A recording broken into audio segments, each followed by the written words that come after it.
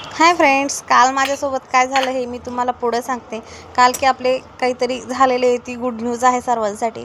तर चला मेथीची भाजी सांगते. मस्त शेंगदाणे, हिरवी मिरची शेंगदाणे भाजून घेतले, लसूण जिरे टाकून छान मिक्सरला वाटून घेतलं. तेलामध्ये फोडणीसाठी जिरा आणि लसूण टाकलं. त्याच्यामध्येच आपण वाटण केलेला अर्धा मसाला टाकला.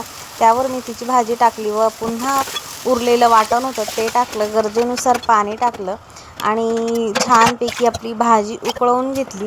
आणि काल काय झालं ते सांगते. काल आपले 500 सबस्क्रायबर कंप्लीट झाले.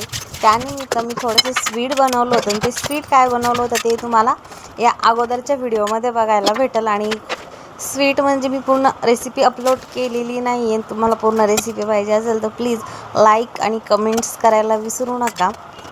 छानपैकी 15 ते 20 मिनटं मी भाजी उकळवून घेतली. तुम्ही बघू शकता भाजी किती छान झाली. या खायला लाईक शेअर सबस्क्राईब प्लीज.